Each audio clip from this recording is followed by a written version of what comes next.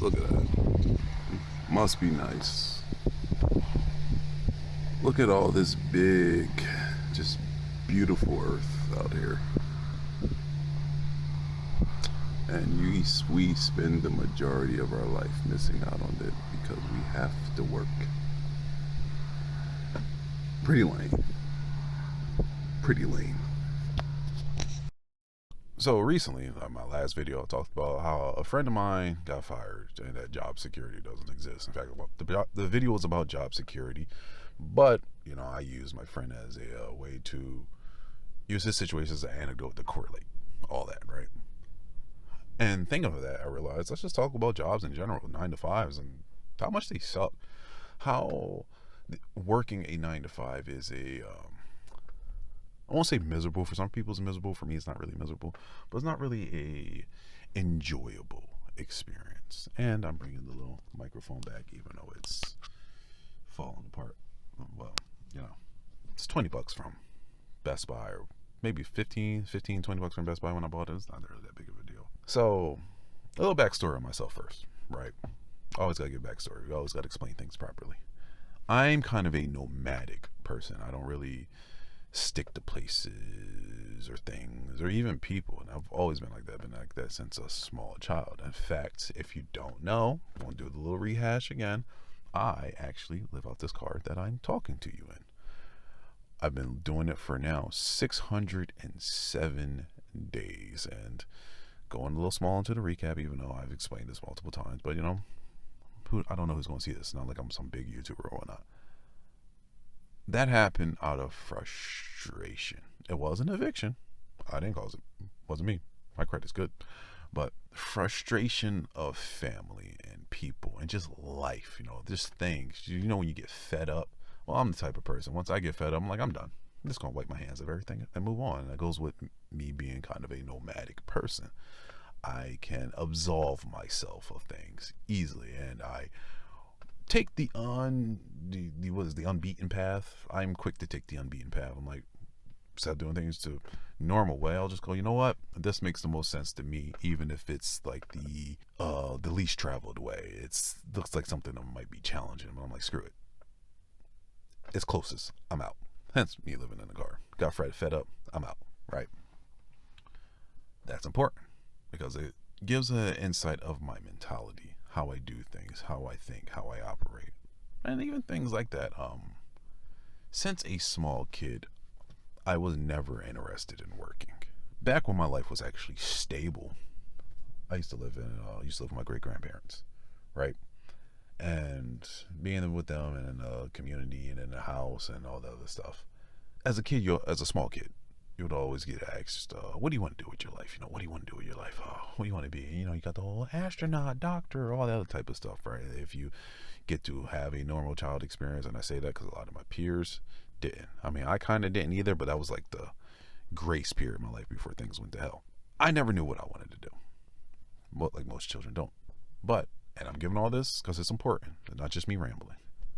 I remember one day, I was sitting in our living room, and we had like big window pane. You got this side, and the front, and you have like a little hand crank, and they could like turn the little windows out. All right, and since this is the living room, this is a 2-story house, and this is the living room. The living room oversees the porch, and you can just look out this big window. And I say all that to say, I remember one day I was just sitting there, and I was just thinking, and I would say like, the neighbors leaving, going off to church because they were like deacons, civil rights activists, and all that, blah blah blah blah. And the realization hit me with my early pattern recognition and everything. I was like, I don't want to do any of this. I am not interested in doing any of this.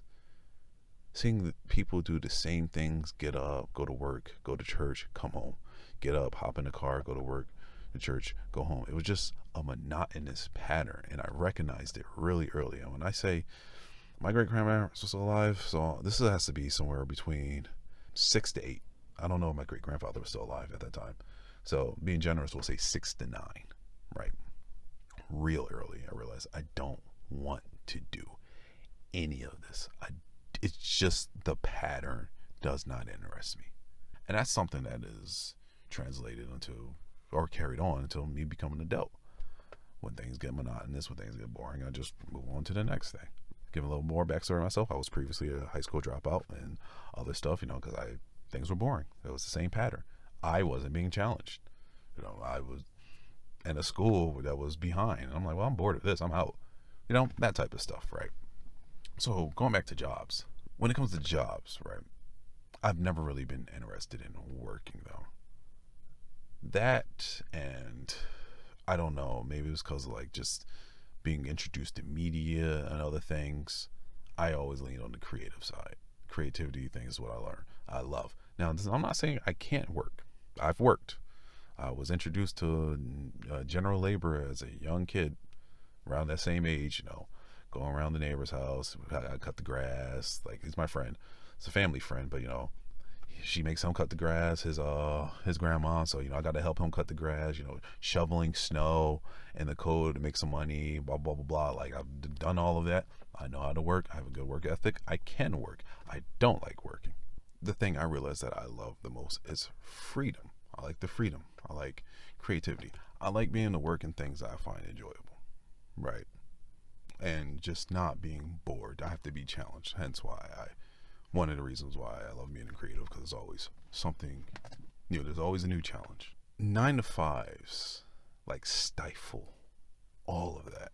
The 9 to 5 experience, from me having working it, is just so lame, and for numerous reasons. But I gotta put a jump cut right here because I gotta drink some water. The thing that I've become to realize, I have a side job. Since I've been living in the car, I've been working. I've been working the entire time. I work less now. There was a time, like I said, I was making a pretty penny for the average person, and obviously work myself to destroy my body and everything. Actually, speaking of the body, I'm gonna show you this. Just a little.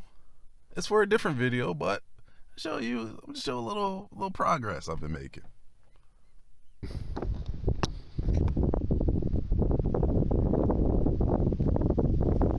That was a pain in the ass. So yeah, this is a little plastic tripod that I bought. Oh my god. There we go. So this is sitting on a little plastic tripod that I bought, which also is falling apart because it's very cheap. And it is what it is. Anyways, here's a little progress. Show some progress.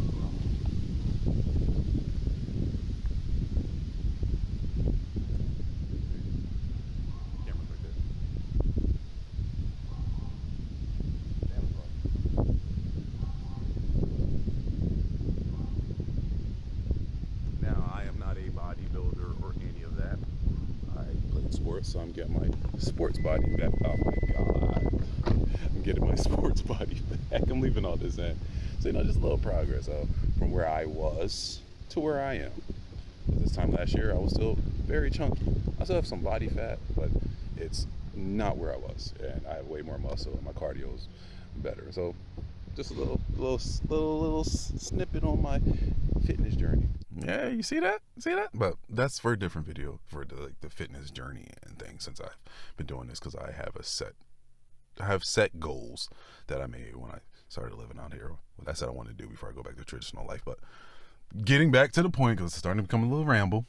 What I've come to realize, right? What makes working the 9 to 5 suck, depending on the job. Some jobs just generally suck themselves. Just the job is bad. Amazon, for example, and I've never done it and never will. But in general, it's the people. And what I mean by that is your fellow coworkers, your bosses, the people that you work with.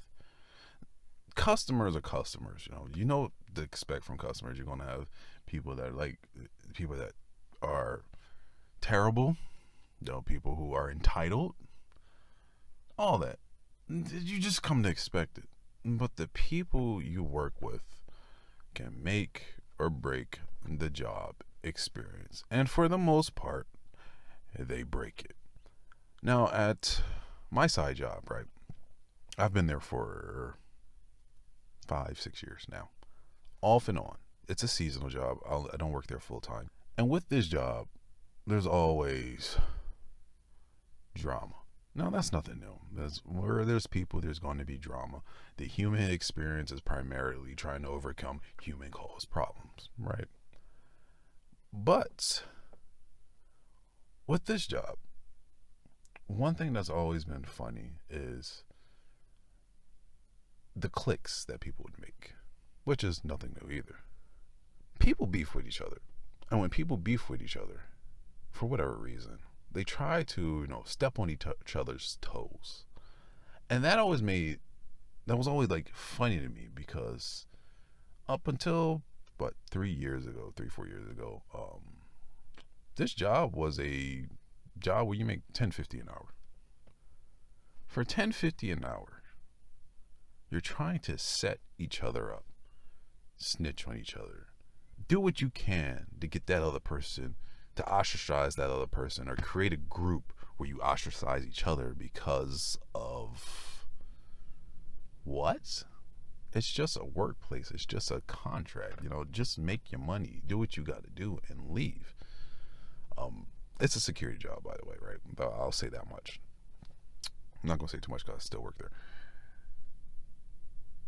Furthermore, what's happened over the years is people have retired. People that are higher up, they've retired, right? They've quit or retired, mainly retired. And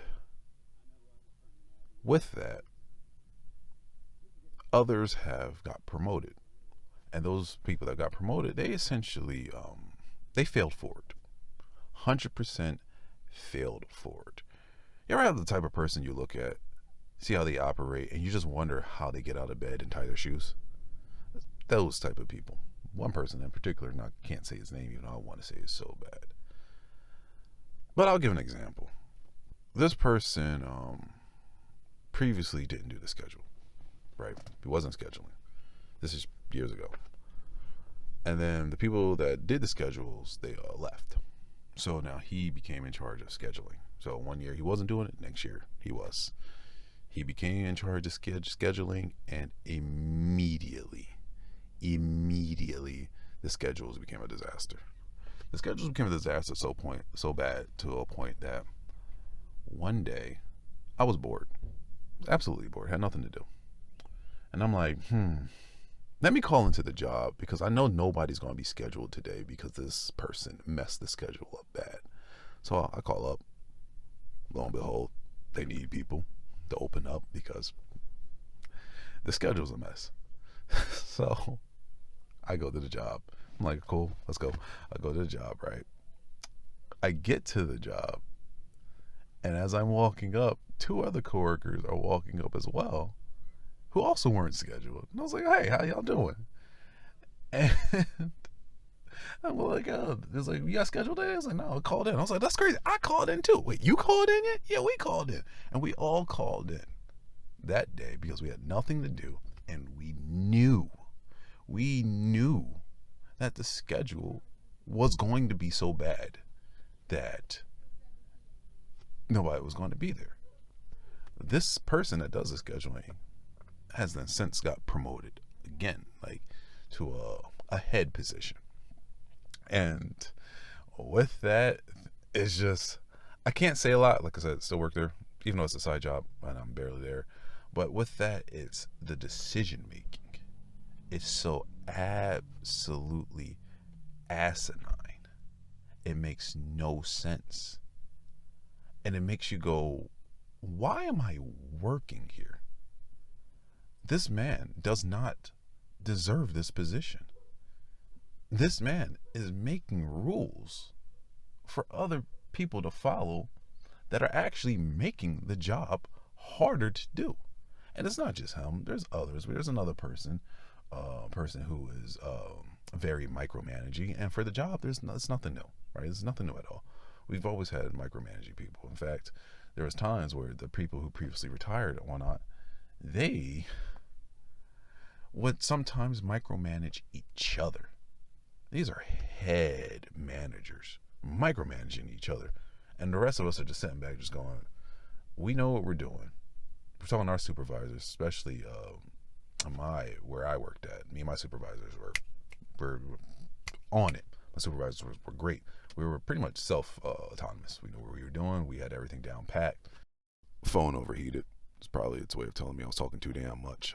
We were like very self-autonomous and everything, and yet we would have experiences of where, even though we were self-autonomous and our supervisors who were good knew what they were doing, what would happen is we would get micromanaged. We would get micromanaged, and then the other person would try to micromanage people that were heads. And what would end up happening, they would end up arguing with each other. Like, they're micromanaging. We'll come up with a plan, know what we're doing, we got it. And then somebody else come along who's ahead, like, oh no, do this. And it's like, it's worse. We're like, our supervisor said whatever. And then another person come along, no, do that. And they're like, no, I told them to do that. And they, excuse me. And then they would just start arguing with each other. You know, that type of stuff that just makes you like not want to work. It makes you not want to do anything. It makes you not just want to, makes you not want to be at a job. People who get authority and don't know what they're doing. And speaking of authority, that's the same like when I was working retail. So retail, I worked retail when I was in community college, right? And similar thing. To begin with, we're only making $8.25 at the time. This is like 2014 to 2016, right? I'm younger, and we're only making like $8.25 at the time. In that range, $8.25. Some people were making $9. That job was definitely big on not discussing your wages, because that's how they got people to earn different pay, which, you know, I figured out, right? This before I knew the whole, you really should discuss your wage. And it was just a dead-end job. And, you know, a lot of people work dead-end jobs. But you would have situations like people who were co-workers who then would get elevated, right? You could become a supervisor, which all it is just a title. It's just a little change right here. Nothing else has really changed. And yet it's gone to their head. Just that little bit of authority. It's that little bit of, you know, that little bit of being able to tell people what to do. What they say, power corrupts, and absolute power corrupts absolutely. Suddenly, this person thinks they're like, oh, they're not like they're like Judge Dredd. They're like a cop. You know, they could tell people what to do. They could boss you around, and those type of things. They could speak, you know, very disrespectfully. Like one woman who I guess was a little bit older than me. They were about the same age, maybe slightly older. I do mean slightly. Not but what she got a supervisor. She became a supervisor and started doing exactly that. And it was to the point where people were like, we don't like her in this role. Like, this power is going to her head. Like, she needs to get demoted or moved somewhere else or even fired. Or things like I said, the pay sucked, but things like where I showed the view that I have right now. I'm just sitting, you know, looking at the Delaware River, and it's just beautiful. God, it looks so. It's amazing. It's such an amazing view. Oh my God, right? I'm gonna show the B-roll and everything. It's a nice day. It's windy outside, but it's not windy in the car. Obviously, it's just an amazing view, and views like that I would have at the job if I was like doing cashier. Wasn't a cashier. I was men's associate, but if I was doing cashier stuff, and it sucked just sitting there at a dead end job, making $8.25, dealing with customers, dealing with products, knowing that your store actually makes millions, and you're making $8.25. Not saying that I deserve to be rich for like helping fold clothes and deal with customers, but that disparity starts to sink in. And then you outside, like I said, it's an amazing view. And then there's older people who would sometimes meet up and would have car meets, because it's a big old complex like a lot of these retail places are. They would have their car meets outside. You see the nice Chevelles, the Corvettes, the Oldsmobile, all that stuff just waxed and, you know, taken good care of, and they're just out there having a joyous time. And I'm looking like Squidward when he was watching SpongeBob and Patrick from the window, and it's like 3:30 in the afternoon. I'm like, why am I here? I don't want to be here. Is this what life is? This is what life is about? I just want to pay for school because I was using that to pay for community college. What am I? This can't be what existence is. It just can't be. That type of stuff, I would deal with.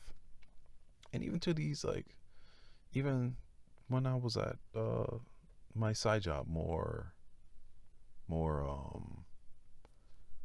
I was at my side job more actively when I was in university, I would sometimes feel that I was like, do I got to really deal with all this and all these people and all this other stuff? Like, just, this is what life is. It wasn't as bad with retail. Like, I did my retail service, 2 years, enlisted for 2 years. That's my running joke.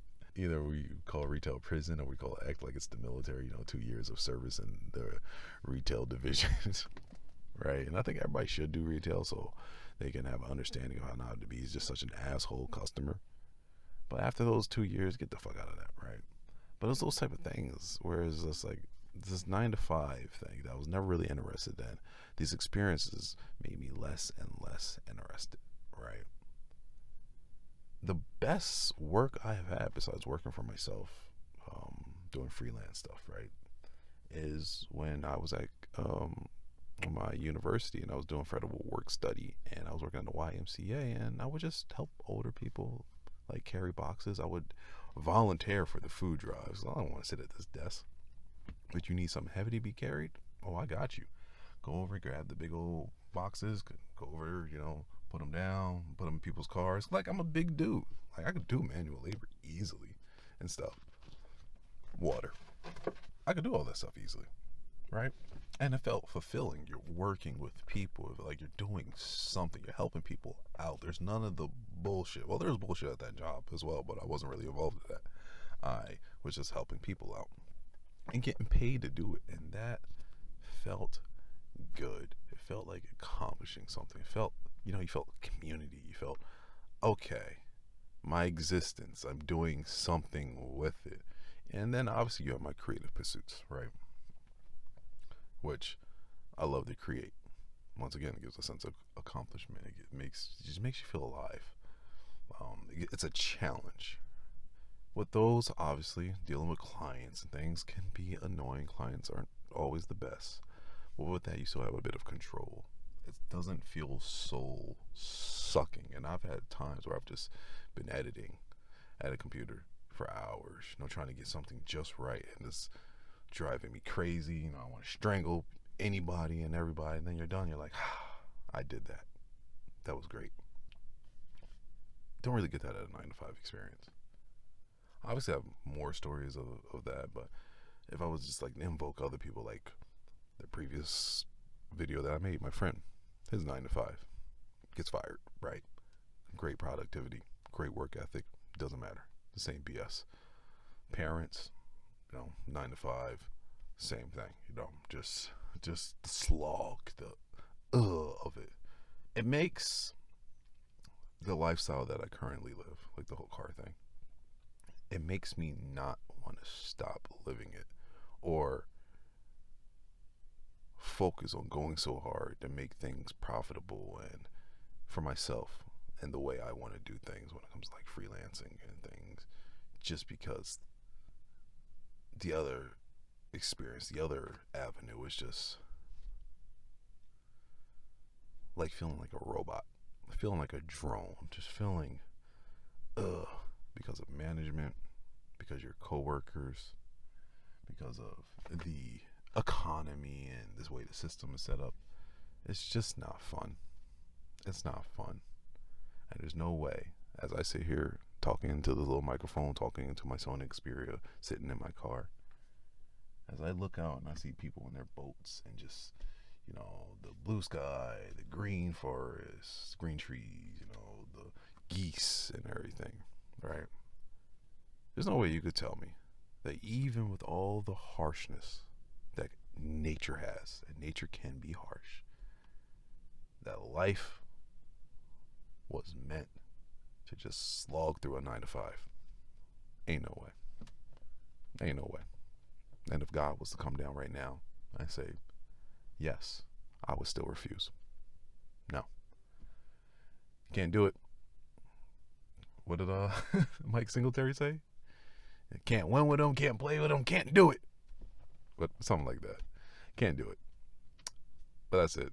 That's the video. I just wanted to talk about, working and the experiences that we all kind of go through dealing with this life of working. And as I said, I still work, I have a side job. One thing I started doing, just give myself more freedom, was like food delivery type stuff, even though I'm starting to slow out of that. And freelance is my best thing. And as I get my body back into shape, I've actually been applying to big boy jobs, where I probably will be working in offices and things for companies, brands. I hope I just get the right one. I will instantly quit if it's BS, because making money and taking care of yourself and whatnot, as a one-man band, I have no kids, I'm not in a relationship, this lifestyle and the peace that I get from it is way better than the mental bullshit of the jobs. Of bad jobs, at least. The typical 9 to 5 bullshit. There are good jobs out there. They're just unicorns, hard as hell to find. But that's it. That's the video. Catch you on the next one. It's either going to be about my fitness journey, which I've been documenting, or how van life sucks. These are all like kind of written down. Who knows? I don't know. Or maybe it'll be something else. I have no idea. I'll see whichever I want to upload first, but trying to be more consistent on things. All right, catch y'all next one. I'm out of here. Deuces.